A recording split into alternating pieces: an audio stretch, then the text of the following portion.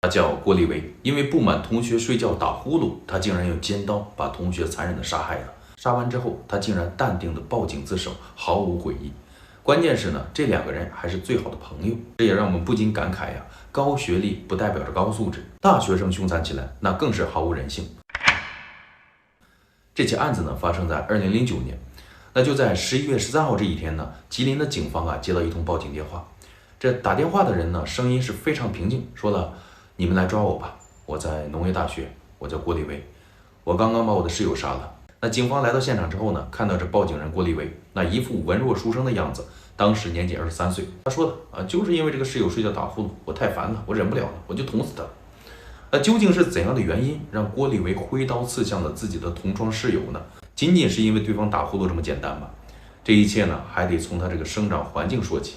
那郭立维呢，从小出生在一个吉林的比较贫困的家庭里边，父母呢一直打工，供着他和姐姐读书。那家里边虽然条件很差，但是郭立维呢在学习上特别用功。那通过努力呢，最终他考上了吉林农业大学。当时的他呢可谓是风光无限在父母眼中呢也是天之骄子。而进入大学之后呢，因为比较管得松，他呢也受这个室友的影响开始玩起游戏来了。郭立维呢为了玩游戏给家里边说了，我得买台电脑，因为学习上呢必须要用电脑。父母呢为了支持孩子东拼西凑的给他买了一部电脑。这电脑到手之后郭立维根本就没有学习，那就是沉浸在网络游戏之中。当时有款游戏特别的火，叫做魔兽世界。那说实在的之前我也是深陷于魔兽世界这款游戏之中为了玩这个游戏买那个点卡，那甚至就是省下饭钱来，少吃一顿饭我也得攒钱玩。怎么说呢，反正每个人呢都有那个阶段，我感觉那和他同样玩游戏的还有同宿舍的几个朋友这里边呢有个叫做赵岩的，他和这赵岩呢平时是关系最好的哥们儿。这大一的时候大家天天玩，特别开心过得呢也是很融洽。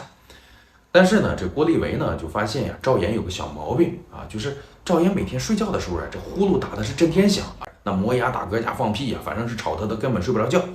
但是当时呢没什么感觉，因为呢他每天是高强度的玩游戏。这电脑一关早就累得不行了，他也睡得跟死猪似的，所以就无所谓了，也就适应了。但是这玩了1年游戏之后在这个年末考试的时候这郭立维好几科都挂了他也害怕了。这事儿呢，人学校也通知家长了，说你们孩子刚入学的时候挺好的怎么现在成这个样子了？那郭立维呢也感到了压力寻思着不行我家里边条件这么差，我要努力的读书，我以后还要找个好工作呢。所以呢，他就毅然决然的就不玩游戏了，然后呢，把这游戏就卸载了。那其他的同学呢，人家每天是继续玩你不玩了，不能妨碍人家玩。郭立维呢，现在就每天是刻苦的学习学的累了呢，想早点休息嘛但是他这一睡觉赵岩呢睡得还跟死猪似的，呼呼呼的，就这么打呼噜整的这郭立维呢是根本睡不着觉。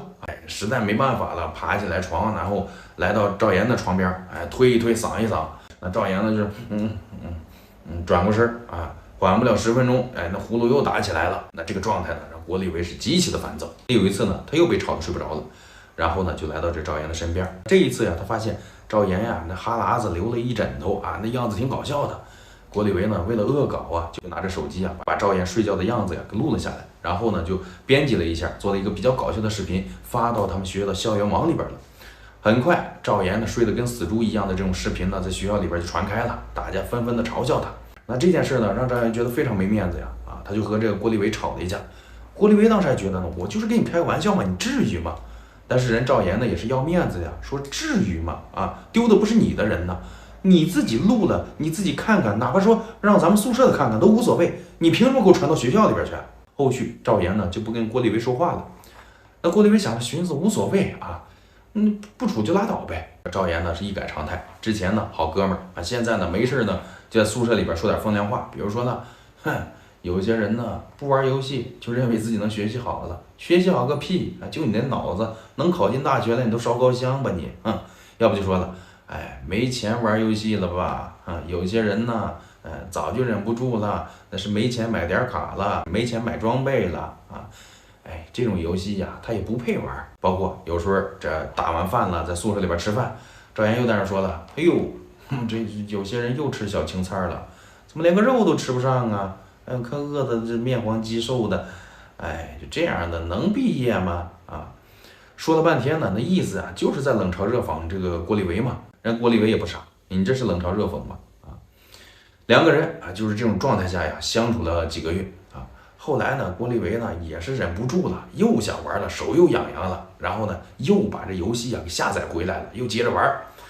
这一玩呢，赵岩的话呢就更多了，说了，嘿呦，就某些人玩的游戏那不臭狗屎吗？哎，就你这样的玩，哎，我要是你队友啊，我直接我就下线，我就不玩了，我把我号都删了，丢人现眼的玩意儿。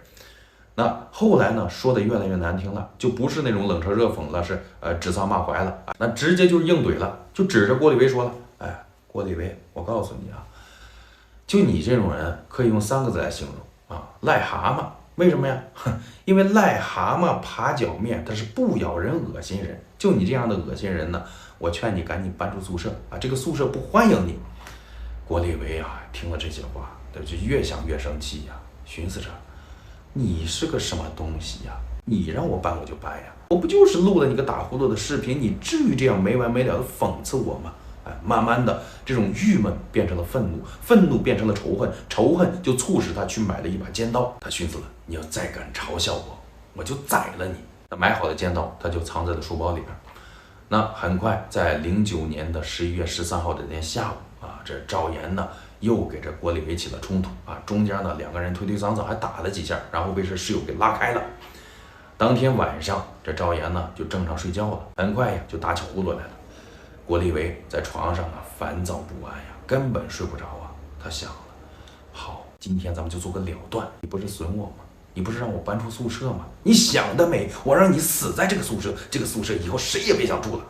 然后啊，这郭立维就属于是鬼使神差的，从这包里边拿出来那个20多厘米的尖刀，悄悄地摸到了赵岩的跟前。他看着赵岩熟睡的样子，又听见他的呼噜声，所有的愤怒促使他举起了尖刀，然后狠狠地插在了赵岩的胸口上。赵岩呢，当时被疼醒了，啊的一声尖叫，啊，剧烈的挣扎。但是郭立维呢，那刀根本没停下来，哎，接连的又捅了赵岩几刀。赵岩呢，就很快没了反应，鲜血流满了床铺，然后死在了宿舍里边。那当时呢，舍友听见声音之后呢，打开灯一看，也全吓傻了，哎，谁还敢拦呢？但还好啊，这郭立维还算是有点人性啊，他没有对其他的舍友痛下杀手。这看到赵岩已经死透了，这郭立维呢是淡定的给警方拨打了自首电话，就说了，我把同学杀了，你们来抓我吧。而当时打完电话等待警方来的这个过程中呢，郭立维啊还给他姐姐发了个信息啊，信息类似于遗嘱的那些话吧。首先说了，我这个手机呢以后就用不了了，手机呢以后就送给你用，并且说了，姐呀，你一定要保护好我这个游戏账号，不要把它卖了。